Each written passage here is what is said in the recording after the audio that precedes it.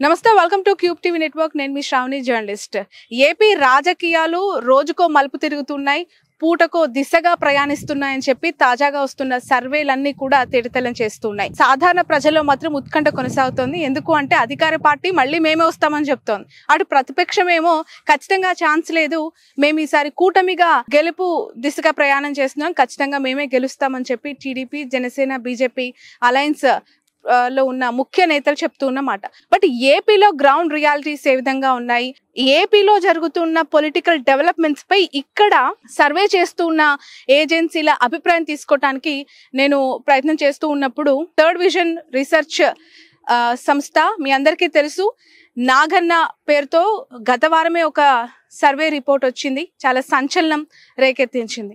So ఆ survey చేసిన నాగన్న అనే వ్యక్తి ప్రస్తుతం నాతో ఉన్నారు. ఈ నాగన్న సర్వేస్ ఎంతవరకు అక్యురేట్ గా ఉన్నాయి, తను ఇక్కడ చూస్తున్న గ్రౌండ్ రియాలిటీస్ ఏ విధంగా ఉన్నాయి, ఇలాంటి విషయాలు తెలుసుకుందాం. ప్రస్తుతం నాతో పాటు ఉన్నారు నాగన్న గారు. నాగన్న గారు నమస్తే. నమస్తే madam, welcome to cube TV అండి. సో మీరు ఫీల్డ్ లో తిరిగి ఫీల్డ్ ద్వారా తీసుకున్న అంశాలు అని చెప్పి పదే పదే చెప్తూ ఉంటారు. సో అందుకని మిమ్మల్ని ఫీల్డ్ లోనే పట్టుకుందాము. ఎందుకంటే నిజంగానే మీరు డేటా చాలా మందికి ఉంటాయి, అరే వీళ్ళు ఎక్కడి నుంచి డేటా తీసుకున్నారు, ఎలాంటి అంశాలతో తీసుకున్నారు, వీళ్ళు తీసుకుంటున్న దాంట్లో ఎంత నిజం ఉంది, ఎంత అబద్ధం ఉంది, ఇలాంటి అనేక విషయాలు, అనుమానాలు రేకెత్తిస్తూ ఉంటాయి. సో అందుకని మిమ్మల్ని ఈ రోజు నేను గ్రౌండ్ లోనే పట్టుకోవడం జరిగింది. సో నెల్లూరులో ఉన్నాం ప్రస్తుతం మనం. నెల్లూరు పార్లమెంట్ మేడం, ప్రజెంట్ మనం కోవూరులో ఉన్నాము. కోవూరు ఇది యాక్చువల్ గా, ఇది మార్నింగ్ నుంచి ఇక్కడ ఫీల్డ్ లోనే ఉన్నాను టోటల్ గా. మార్నింగ్ నుంచి నేనేమో ఆత్మకూరు వెళ్ళాను, ఈ రోజు ఏమో కోవూరులో ఉన్నాను మార్నింగ్ నుంచి ఈవినింగ్. పిల్లలకు కొద్దిగా అకంప్లిమెంట్స్, కొన్ని విలేజ్లు, కొన్ని టౌన్ మండల హెడ్ క్వార్టర్స్ లో మొత్తం తిరుగుకుంటూ మార్నింగ్ నుంచి ఈవినింగ్ దగ్గర. మీకు మార్నింగ్ ఇంటర్వ్యూ అడిగారు, నేను అందుబాటు విలేజ్ లో ఉన్నాను కాబట్టి అందుబాటులో లేను, నేను అందుగురించి ఇప్పుడు ఈ టైం కలిసాను మేడం. చెప్పండి మేడం. రైట్, ఎలా ఉంది జగన్మోహన్ రెడ్డి బస్సు యాత్ర తర్వాత రాయలసీమ జిల్లాలో mood of the people, pulse of the people ఏ విధంగా ఉంది? యాక్చువల్లీ బస్ యాత్ర కన్నా ముందు కొద్దిగా పర్సెంటేజ్ అనేది తక్కువ ఉండే. ఆఫ్టర్ బస్ యాత్ర ఒక 3% ఇంక్రీజ్ అయింది. ఈ మొన్న ఒక ఈ చిన్న ఇన్సిడెంట్ వల్ల ఇంకొద్దిగా పెరిగింది. మళ్ళీ నేను ఎక్కడ తగ్గట్లేదు, పెరుగుతుంది కానీ తగ్గట్లేదు ప్రజెంట్ ఉన్న షేర్ అయితే. లాస్ట్ నేను ఒక 15 days బ్యాక్ ఇక్కడ చేశాను పని ఆల్రెడీ. మళ్ళీ 4 days మళ్ళీ స్టార్ట్ అయ్యి ఇక్కడ కోవూరులో చేస్తే, కంపేర్ టు దట్ సర్వే ఇప్పుడు ఇక్కడ ఇంతకుముందు కోవూరు డిఫికల్ట్గా ఉండే, ఇప్పుడు ఏమో ఎడ్జ్ వచ్చేసింది ఆల్రెడీ. సో 4 to 5% ఎడ్జ్ కూడా వచ్చేసింది ఆల్రెడీ ప్రెసెంట్ ఉన్న సినారియో. సో ఎంటైర్ స్టేట్ విషయంలో చూసుకుంటే ఓవరాల్గా అయితే వైసీపీ యొక్క ఓట్ షేర్ అనేది పెరుగుతుంది కానీ తగ్గట్లేదు అనమాట. ఎక్కడైనా సరే అలయన్స్ వాళ్ళ కష్టాలు వాళ్ళకున్న వీట, వాళ్ళు ప్రచారం మంచిగా చేస్తున్న వీట, కంపేర్ టు దట్ ప్రచారం కొద్దిగా వైసీపీ అనేది కొద్దిగా ఇంకా ఎడ్జ్లో ఉంటుంది అనేది నా అభిప్రాయం మేడం. ఓవరాల్గా అయితే ప్రజెంట్ అలాగే ఉంది. బట్ నాగన్న గారు 2019లో అధికారంలోకి జగన్మోహన్ రెడ్డి గారు వచ్చారు. ఒకసారి అధికారంలోకి వచ్చిన వ్యక్తికి 5 ఏళ్ల తర్వాత వ్యతిరేకత అనేది లేదా, ఉంటే ఏ సెక్టార్ లో ఉంది, ఒకవేళ నిజంగానే వ్యతిరేకత ఉంటే అది అక్కడ మనకి రిజల్ట్స్ లో చూపించాలి కదా. గతంలో దాదాపు 50% ఓట్ల అంటే పోలింగ్ పర్సెంటేజ్ గెయిన్ చేసుకున్న వైఎస్ఆర్సీపీకి ఇంచుమించుగా ఇప్పుడు కూడా అదే పర్సెంటేజ్ ఎలా సాధ్యమవుతుంది సర్వే ఏజెన్సీలకు అనేది నాకు క్వశ్చన్. యాక్చువల్లీ మేడం 50% అనేది ఓకే, లాస్ట్ టైం వచ్చింది. కానీ ఈ 50% అనేది పర్టికులర్ రీజన్ వైజ్ మారిపోతుంది నీకు. అదే రాయలసీమ వెళ్ళాలనుకోండి, ఇది 54 to 55% ఉంది. ఎక్కడ ఇది కోస్టల్ ఏరియా ప్లస్ ఈ చుట్టుపక్కల రాయాలని చూసుకుంటే మాత్రం అక్కడ వాళ్ళది కొద్దిగా పర్సెంటేజ్ అనేది 59, 58, 48, 49, 50 రేంజ్ లో ఉంది. కానీ రాయలసీమ మాత్రం ఇది 54 to 55% వస్తుంది అన్నమాట. సో అది చూసుకుంటే, కాకపోతే ఇంకోటి ఏంటంటే మీరు అన్నట్టు ప్రాబ్లమ్స్ అంటే అంతే ఉంది కదా, ఓట్ షేర్ ఎందుకు పెరగట్లేదు అంటే, ఫస్ట్ ఆఫ్ ఆల్ ఏంటంటే మీరు లాస్ట్ 5 years 5 years లో వాళ్ళు ఏమంటారు అంటే, మాకు 2 సంవత్సరాలు కోవిడ్ వచ్చింది, నేను చేసిన పని ఎంతో కొద్దిగా చేసాం, ప్రజలకు డైరెక్ట్ అకౌంటబిలిటీ ఇచ్చాము అని ఒక మెసేజ్ తీసుకుంటూ డెవలప్మెంట్ కాలేదని అంటున్నారు. కాబట్టి డెవలప్మెంట్ వాళ్ళు చేసి చెప్తున్నారు. కానీ నాకు కుటుంబానికి యాక్చువల్గా ఏంటంటే ఓట్ వేసే పబ్లిక్ ఏమనుకుంటారు మేడం, నా కుటుంబానికి ఏమొచ్చిందని చూసుకుంటారు. నా కుటుంబం డెవలప్ అయిందా, నా కుటుంబము డెవలప్ అయిందా అని పబ్లిక్ గురించి కొంతమంది పట్టించుకున్న రోజులు అట్లా ఉంటారు, కొంతమంది ఉంటారు చదువుకున్న వాళ్ళు కానీ. ఈ పేదవాళ్ళు ఏమిటంటే నా కుటుంబం అనేది ఇంప్రూవ్మెంట్ అయిందా, అదే గవర్నమెంట్ వచ్చినాక నా కుటుంబం డెవలప్మెంట్ అయిందా కాలేదు అనేది చూస్తున్నారు. సో చూస్తున్నారు కాబట్టి ఎస్సీసీ, బీసీ, డి, ఈ ప్రొఫైల్ అనే కేటగిరీస్ ఉన్నాయి కదా, ఈ ఏజ్ వాళ్ళు, ఆ క్యాస్ట్ వాళ్ళు వన్ సైడ్ వచ్చేటట్లున్నారు మేడం. టోటల్ చూస్తే సర్వే అలాగే వస్తుంది రిపోర్ట్ మొత్తం అంత గ్రౌండ్ లో. రైట్. చాలా ఇంపార్టెంట్ కాన్స్టిట్యున్సీస్ ఏపీలో చెప్పుకోవాలంటే కుప్పం, హిందూపూరు, మంగళగిరి, పిఠాపురం. యాక్చువల్గా నేను అసెంబ్లీ వైజ్ చెప్పొద్దు అనుకున్నా మేడం, కొన్ని మీరు అడిగారు కాబట్టి. ప్రజెంట్ అయితే నారా లోకేష్ సార్కి అయితే ఈజీగా ఉంది వెన్ను కావడానికి. ఇప్పటి వరకు అయితే ఈ రోజు వరకు ఇంకా 25 days 30 days టైం ఉన్న వీట అతను గెలవడానికి ఎక్కువ అవకాశాలు చాలా ఉన్నాయి. కుప్పంలో వీట సార్కే ఉంది, చంద్రబాబు నాయుడు గారికి. పిఠాపురం మాత్రం కొద్దిగా టఫ్ ఉంది మేడం. ఆ పిఠాపురం ఇప్పుడే మనం చెక్ చేయలేం మేడం, ఎందుకంటే అది మనము అక్కడ ఒక 5-6 times సర్వే చేస్తే గానీ ఆ మూడ్స్ తెలియదు మేడం. ఎందుకంటే రోజు రోజుకు మారిపోతుంటది. అంటే వీళ్ళు చేసే ప్రచారం బట్టి, వీళ్ళు ఇచ్చే కమ్యూనిటీ బట్టి, వీళ్ళు ఇచ్చే మేనిఫెస్టో బట్టి పబ్లిక్ అనేది ఇంకా స్టిల్ అక్కడ ఇంకా డిసైడ్ కాలేదు మేడం. పర్టికులర్ ఓట్ షేర్ అనేది ఇంకా ప్రజెంట్ అయితే పర్టికులర్ పిఠాపురం మాత్రం టఫ్ ఉంది మేడం. ఓకే. ఇప్పుడు ఏబీపీ సి ఓటర్ లాంటి అనేక సంస్థలు అక్కడ నేషనల్ లో ఇచ్చిన సర్వే సంస్థలు కూటమి అధికారంలోకి వస్తుంది అని ఇచ్చారు. బట్ మీరు ఎలాంటి అథెంటిక్ మెథడాలజీ యూజ్ చేశారు? మీరు ఎందుకు మళ్ళీ వైసీపీ వస్తుంది అని చెప్పారు? వాళ్ళకి మీకున్న వ్యత్యాసాలు ఏంటి మేడం? నాది టోటల్గా ఏంటిదంటే నేషనల్ ఛానల్స్ వాళ్ళు ఏంటిదంటే వాళ్ళు కొద్దిగా పర్టికులర్ కాన్షియన్స్ మాత్రం సెలెక్ట్ చేసుకుంటారు మేడం. వాళ్ళు కొన్ని కాన్షియన్స్ చేస్తారు, ఎంటైర్ స్టేట్ చేయరు మేడం. ఫస్ట్ ఆఫ్ ఆల్ వాళ్ళు, నేనేంటిదంటే ఎంటైర్ స్టేట్ చేస్తాను. నా శాంపుల్స్ అయితే చాలా పెద్దది, బయట చెప్పలేను, చాలా పెద్ద శాంపుల్ చేస్తాను. అలాగే ఈ నేషనల్ ఛానల్ వాళ్ళు ఏంటిదంటే కొన్ని సెలెక్ట్ చేసిన 15-20 అసెంబ్లీస్ తీసుకుంటారు. ఆ 20 అసెంబ్లీస్ ని మొత్తం డివైడెడ్ స్టేట్ మొత్తం చేస్తారు అనమాట. వాళ్ళ sample wise 200 per assembly, 150 per assembly, 300 per assembly అలాగే ఉంటుంది. నాది ఏంటిదంటే ఒక కాన్స్టిట్యూన్స్ లో నేను 10,000 శాంపుల్ చేస్తాను మేడం. నేను అట్లా చేస్తాను. ఒక కాన్స్టిట్యూన్స్ లో ఒక 1000, 2000, 5000 ఇట్లా డిఫరెంట్ కాన్స్టిట్యూన్సీ ఒక అసెంబ్లీని 2-3 times చేయడం, ఇవన్నీ చేస్తూనే ఉంటుంటాం. ఒక స్టేట్ వైజ్ చేయాలంటే మనం ఒక మినిమం ఒక 2 rounds 3 rounds చేస్తే కానీ వెళ్ళాం. ఈవెన్ నేను 2019లో వీట ఆంధ్రప్రదేశ్ స్టేట్ ఎలక్షన్స్కి నేను పని చేశాను, ఎంటైర్ 2 rounds చేశాను. అప్పుడు నేను 125 seats ఇచ్చాను మేడం మన జగన్మోహన్ రెడ్డికి. ఇవన్నీ మీరు చూసుకోవచ్చు, ఇబ్బంది గూగుల్లో ఉంటుంది. కానీ ఎందుకు మరి బీఆర్ఎస్ గెలుస్తుంది అని మీరు ఇచ్చారు సర్వే? అది పూర్తిగా వ్యతిరేకత చూపించింది, అది ఓడిపోయింది కదా అక్కడ. దీని మీద పదే చాలా మంది కోట్ చేస్తూ ఉన్నారు. అగ్రి మేడం, నేను ఒప్పుకుంటాను మీ మాట. నేను యాక్చువల్గా ఏంటిదంటే మేడం, నేను 100% నేను ప్రీపోల్ ను రిలీజ్ చేయను మేడం. ఫస్ట్ ఆఫ్ ఆల్ నేను యాక్చువల్గా ఏంటంటే ఇప్పుడు ఇంకా 1 month ఉంది కాబట్టి మీతో మాట్లాడుతున్నాను. యాక్చువల్గా నేను అదే నేను 1 week 2 days ఉంటే అసలు మీతో మాట్లాడలేను. ఎందుకంటే నా రిపోర్ట్స్ 99 కాదు 100% సక్సెస్ చేయడానికి ఆస్కారం ఉంటుంది. ఎందుకంటే నా క్లయింట్ కంపల్సరీ నేను ఏదైనా చెప్తాను, ఓడిపోతావంటే ఓడిపోతావు, గెలుస్తావంటే గెలుస్తావు, అలాంటి పని నేను చేస్తాను. నా క్లయింట్ నన్ను మెచ్చుకోవాలని అసలు పని చేయను ఎప్పుడు. అతను నన్ను తిట్టిన పర్లేదు, నాకు పేమెంట్ ఇవ్వకున్న పర్లేదు, కానీ నేను అలా పని చేయను. కాకపోతే ఏంటిదంటే నేను తెలంగాణ ఎలక్షన్స్ అన్నప్పుడు నేను నా రిపోర్ట్ యాక్చువల్గా నేను ఎగ్జిట్ పోలే ఇస్తాను. కాకపోతే ఏంటంటే నేను ప్రీ పోల్ 2 days ఎలక్షన్స్ అన్నప్పుడు నేను కాన్స్టిట్యుయెన్సీ వైజ్ ఎవరు గెలుస్తారో, ఎవరు టఫ్ ఉన్నారని ఎవ్రీథింగ్ నేను డీటెయిల్గా ఇచ్చాను మేడం. నా సర్వేను ఒక పెద్ద కంపెనీ, ఇండియా లెవెల్లో పనిచేసే పెద్ద కంపెనీ, ఆల్రెడీ తెలంగాణలో ఒక పార్టీకి పనిచేస్తున్న కంపెనీ కంపేర్ చేశారు. నా సర్వే వాళ్ళ సర్వే కంపేర్ చేసి ఎక్కడైతే టఫ్ ఉన్నదో అక్కడ వాళ్ళు ఫుల్ పేజ్ గా పనిచేసిండ్రు. ఎవరైతే గెలుస్తాం అనుకున్నారు బీఆర్ఎస్ వాళ్ళు అంతా సైలెన్స్ గా ఉన్నారు.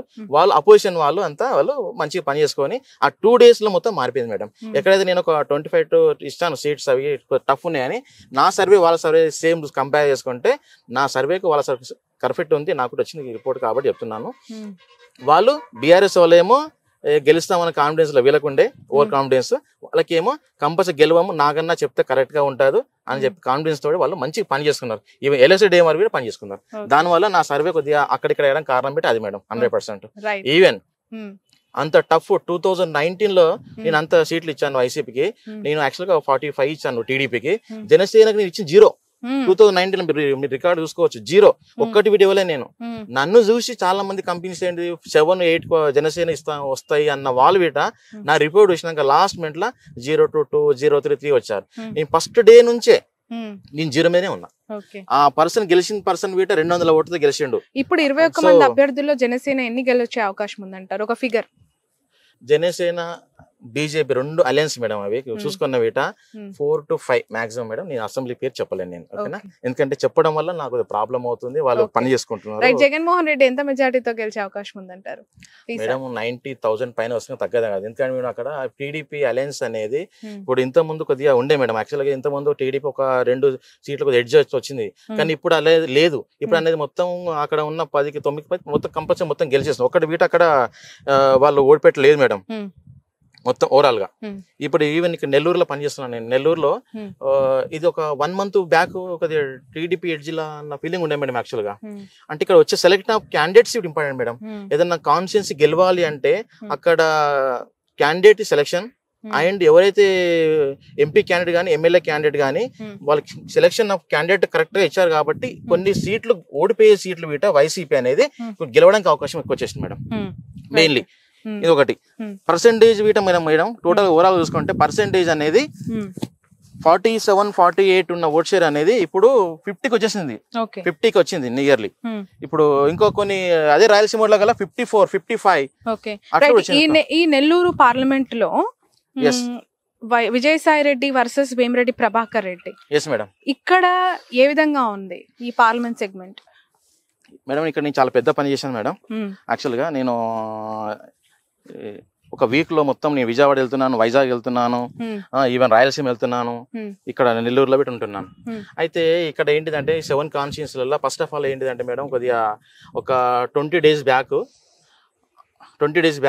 ఎట్లుండే కొద్దిగా టీడీపీకి 2-3 అసెంబ్లీలు గెలుస్తాయి అన్న ఫీలింగ్లు ఉండే మేడం. 2 నుంచి 3 అసెంబ్లీలు.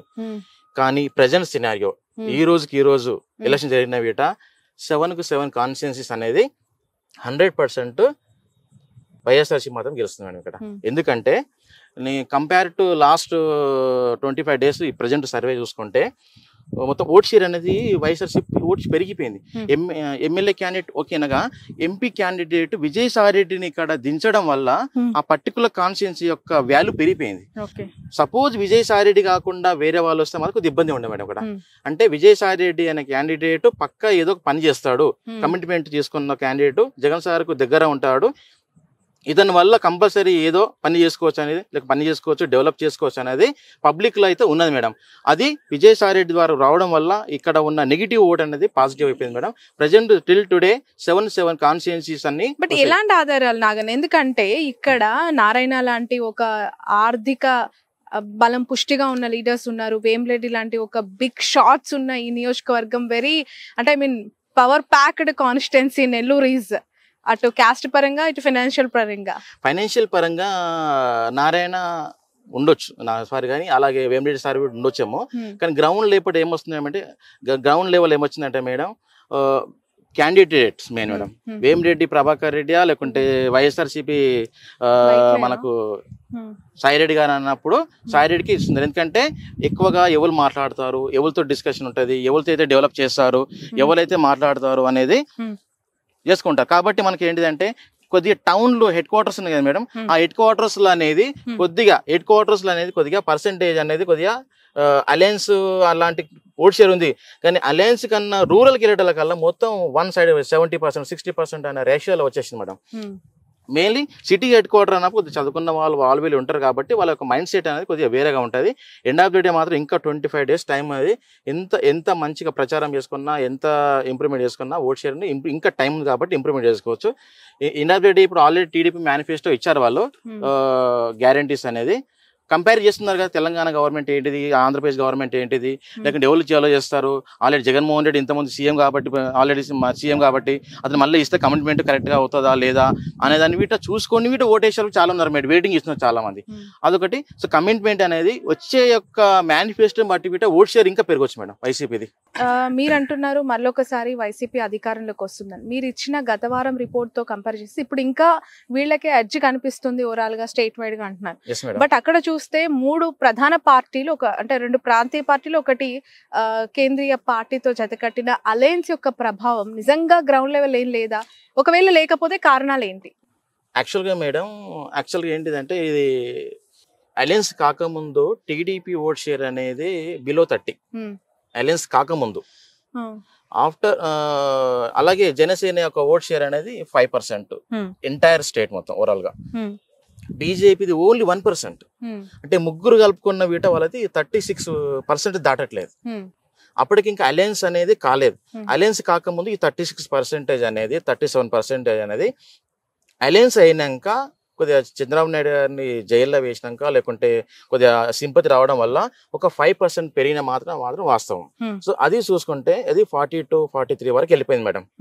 కానీ ఎప్పుడైతే ఈ బీజేపీతో అలయన్స్ పెట్టుకున్నారో వాళ్ళకు తక్కువ ఓట్ షేర్ ఉంది, ఆ తక్కువ ఓట్ షేర్ అనేది అలయన్స్ కావడం. యాక్చువల్గా ఏంటంటే అలయన్స్ కన్నా ముందు ముస్లిమ్స్ అనేది 60-40 ఆ రేషియోలు ఉండే. వైసీపీకి ఎక్కువ ఉండే, టీడీపీకి తక్కువ ఉండే.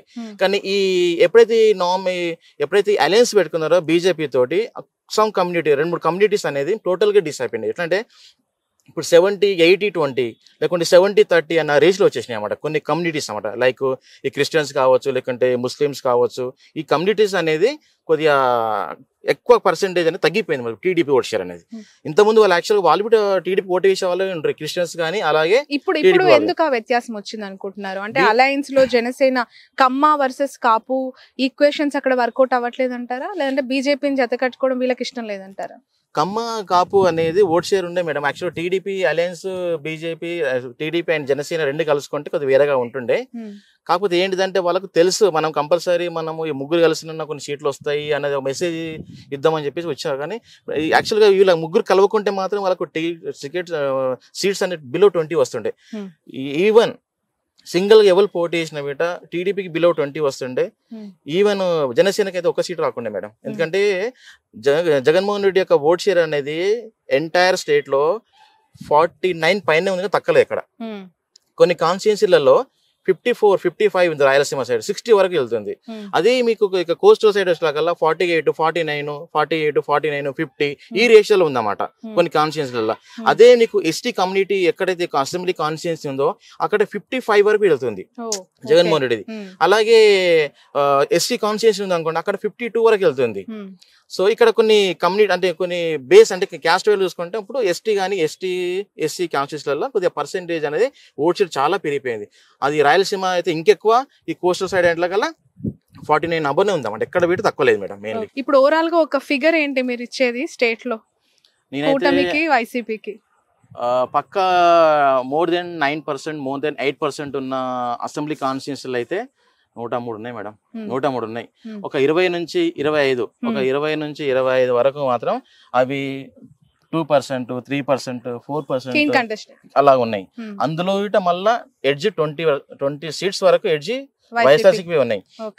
నేనేమనుకుంటున్నా అంటే ఆ 20 మనం ఇప్పుడేమన్నా అనౌన్స్ చేసినాం అనుకోండి పేర్లు, అంటే నేను ఎవరికి చెప్పలేను. ఎందుకంటే వీళ్ళు సైలెన్స్ అయిపోతారు. వీళ్ళు మన సర్వే బిటే రాంగ్ రావచ్చు. అందుకోసం నేను సైలెన్స్ ఉంటాను. ఇంకా నేను మళ్ళీ పని చేస్తున్నా కాబట్టి ఇంకో రిపోర్ట్ రిలీజ్ చేస్తాను నేను.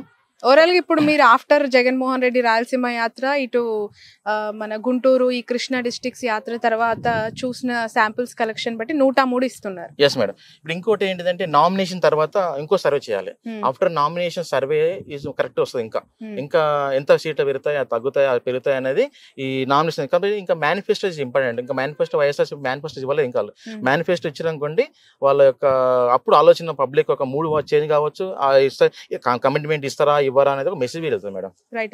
నిన్న ఫైనల్ క్వశ్చన్ ఇది, వివేక మర్డర్ ఇష్యూ ఎక్కడా లేవనెత్తొద్దు అని చెప్పి వీళ్ళకు గైడ్ లైన్స్ ఇవ్వడం జరిగింది కదా, ఈసీ ఆదేశాలు జారీ చేసింది. షర్మిల, బాబు, పవన్, లోకేష్, ఈ ఎఫెక్ట్ ఎంత వరకు ఉండొచ్చు? అక్కడ షర్మిల గారికి ఎంత గెలుపు అవకాశం ఉంది? మేడం షర్మిల మేడం గెలవదు, నేను చెప్తున్నా కదా, గెలవదు మేడం. 100% గెలవదు. నేను ఆల్రెడీ సర్వే చేసిన, అక్కడ అయిపోయింది ఆల్రెడీ. మాకు 1.5 అట్లా 2% అట్లా వస్తున్నాయి ఓట్ షేర్స్.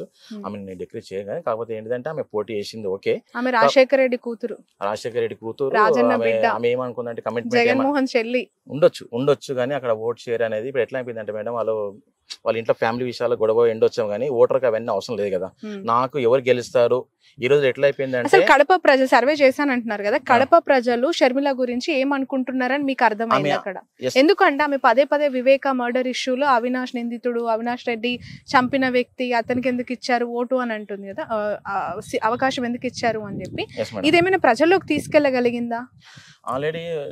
ఆల్రెడీ వాళ్ళు ఒక చేసుకున్నారు మేడం, వర్క్ చేశారు. యాక్చువల్గా ఏంటిదంటే వాళ్ళు ఏమనుకున్నారంటే, నేను వివేకానంద బాబాయ్ కదా మేడం, బాబాయ్కి షర్మిల మేడం ఎంపీ క్యాండిడేట్ కావాలనే కోరిక ఉందని చెప్పారా మేడం. చెప్తే మన పబ్లిక్ యాక్సెప్ట్ చేయాలి కదా మేడం. ఆల్రెడీ ఇప్పుడు జగన్మోహన్ రెడ్డిని చూస్తారు కానీ షర్మిల మేడం చూడ మేడం. ఎందుకంటే షర్మిల మేడం ఆల్రెడీ తెలంగాణలో వచ్చి పోటీ చేస్తాను చేయలేదమ్మ. ఇక్కడ ఏం చేస్తుంది? ఇంకోటి ఏంటిదంటే పోటీ అనేది షర్మిల మేడంకు జగన్మోహన్ రెడ్డి కాదు కదా పోటీ. ఇక్కడ పోటీ అనేది జగన్మోహన్ రెడ్డికి చంద్రబాబు నాయుడుకి పోటీ కానీ, అంతేగాని ఇతనికి ఈమెకైతే కాదు కదా మేడం. సో ఓట్ షేర్ అనేది రెండు పార్టీల మధ్యనే 96% to 97% వీళ్ళిద్దరి మధ్యలోనే ఉంటుంది మేడం, కూటమి మధ్యలోనే ఉంటుంది. ఒక పర్సెంట్ పార్టీకి ఎక్కువ రావచ్చు, పార్టీ తక్కువ రావచ్చు, కానీ ఓట్ షేర్ అనేది అవుట్ ఆఫ్ 100% ఓట్ షేర్లో 96 to 97% ఇద్దరి మధ్యలో ఉంటాయి. ఆ 3%ని అందరిగా బీఎస్పీ చేసుకుంటే, కాంగ్రెస్ చేసుకుంటే, ఇతరులు చేసుకుంటారు మేడం. 150 అట్లా. Okay, right. ఇంకా ఏమైనా చెప్పాల్సిన అంశాలు ఉన్నాయంటారా ఈ ఓవరాల్? నేనేం చెప్పలేదు madam. Manifesto is very important. Manifesto is correct గా ఉంటే కమిట్మెంట్ తోటి గెలుస్తారు అనేది ఒక మెసేజ్ వెళ్తుంది. So manifesto is important. Manifesto వచ్చినాక వీట సర్వే అనేది ఇంకా మారిపోవచ్చు, అంటే పెరగవచ్చు, తగ్గవచ్చు, చెప్పలేము. ఏదున్నా కానీ manifesto is very important. But ఒక్క అవకాశం అని బాబు ప్రజల నోట్ అడుగుతున్నారు కదా, దానికి ఏం కన్ఫైన్ అవ్వట్లేదా ప్రజలు? వాళ్ళ కూటమి మెయిన్ మేడం. కూటమి వాళ్ళు ఆల్రెడీ వాళ్ళు తెలుసు కదా మేడం, ఎట్లయినా మనం సింగిల్గా వెళ్తే గెలవము, కూటమి అయితే గెలుస్తాము అని కాంపిటీషన్ ఇస్తారు. ఫస్ట్ ఆఫ్ ఆల్ ఏంటిదంటే జనసేనకు ఒక సీట్స్, ఒక వాళ్ళ సీఎం ఏంటి మేడం, జనసేన వాళ్ళ పరిస్థితి ఏంటిది, జనసేన వాళ్ళు మా యొక్క పవన్ కళ్యాణ్ సీఎం కావడం వాళ్ళ బాధ్యత. 10 సంవత్సరాలకు అదే అంటారు వాళ్ళు. 10 సంవత్సరాల నుంచి నాకు సీఎం కావాలి, సీఎం కావాలి, సీఎం కావాలి. ఇప్పుడు ఎట్లా అయిపోయిందంటే ఆ సీఎం అయ్యే క్యాండిడేట్ అలయన్స్ లోపల ఒక 50 సీట్లన్నా 60 సీట్లన్నా మాకు వస్తాయి అన్న ఫీలింగ్తో వాళ్ళు పనిచేసిండ్రు జన సైనికులు. పాపం వాళ్ళు 10 సంవత్సరాలుగా లాస్ట్కి ఇప్పుడు వచ్చేదాకా ఏమైంది, 21 సీట్స్కి వచ్చేసారు. అందులో 21లో వీట మళ్ళీ ఆ పార్టీ నుంచి ఈ పార్టీ నుంచి వచ్చే వాళ్ళకి ఇచ్చారు. ఎవరైతే 10 సంవత్సరాలు కష్టపడుతున్న క్యాండిడేట్స్ ఉన్నారో వాళ్ళకి టికెట్ రాకపోవడం వల్ల వాళ్ళ కింద పనిచేసే క్యాడర్ కానీ వాళ్ళంతా totally dissatisfied. First of all dissatisfied ఎక్కడ ఏంటంటే వాళ్ళ క్యాండిడేట్ సీఎం కావడం తెలివంగానే ఆ యూత్ కానీ లేకుంటే ఎవరైతే కష్టపడ్డ వాళ్ళు ఉన్నారో టోటల్లీ వాళ్ళు నర్వస్గా ఫీల్ అయ్యారు మేడం. వీళ్ళు అలయన్స్ లోపల వీట ఒక 50 సీట్లు వస్తాయనుకున్నారు. 21 సీట్లు రావడం వల్ల ఏంటిదంటే వాళ్ళు ఆ వచ్చిన వాళ్ళకి మళ్ళీ పాత వాళ్ళకే కాకుండా కొత్త బయట నుంచి వచ్చిన వాళ్ళకి టికెట్లు ఇవ్వడం వల్ల వీట కొద్దిగా మైనస్ వాళ్ళకి మేడం. ఇంకోటి ఏంటిదంటే బీజేపీకి 1-2% ఓట్ షేర్ లేని పార్టీకి 8 పార్లమెంట్లు ఇవ్వడము, అందులోపల మళ్ళీ వాళ్ళకు 10 అసెంబ్లీలు కాన్స్టిట్యూన్సీ ఇవ్వడం అనేది కొద్దిగా ఇబ్బంది అయింది. దానివల్ల ఏంటిదంటే వీళ్ళు వాళ్ళకి పని చేయట్లేదు, వాళ్ళు వీళ్ళకి పని చేయట్లేదు, వీళ్ళు వాళ్ళకి పని చేయట్లేదు, అట్లా అయిపోయింది మేడం టోటల్గా. ఇప్పుడు క్యాడర్ ఇప్పుడు ఇంపార్టెంట్ కదా, క్యాడర్ తోటి సంప్రదింపులు చేసి అన్ని చేస్తే కరెక్ట్గా ఉండే, మాకు చెప్పకుండా చేశారన్న ఫీలింగ్ గ్రౌండ్ లో జరుగుతుంది మేడం. అదొకటి రాకుండా ఉంటే మంచిగా ఉండే, అది వచ్చేసింది గ్రౌండ్ లో already. Right, thank you so much Naganna గారు. యాక్చువల్ గా చీకటి పడిపోయింది, మిమ్మల్ని మార్నింగ్ నుంచి క్యాచ్ చేద్దాం అనుకున్నాను. సో ఇదంతా కూడా మీ డేటా కలెక్షన్ అనుకుంటా. సో నెల్లూరే కాదు రాష్ట్ర వ్యాప్తంగా కూడా మీ అభిప్రాయాన్ని, అంటే నియోజకవర్గాల్లో ఉన్న మూడ్ని మాకు ఎక్స్ప్లెయిన్ చేసినందుకు థ్యాంక్ యూ సో మచ్. చూద్దాం ఖచ్చితంగా మీ రిజల్ట్, అక్యురేట్ రిజల్ట్ ఎంతవరకు జెన్యున్ గా ఉండబోతోంది, రాబోయే ఎన్నికల్లో ఎంతవరకు మీ సర్వే నిజం అవబోతుంది అనేది. Thanks a lot. Thank you.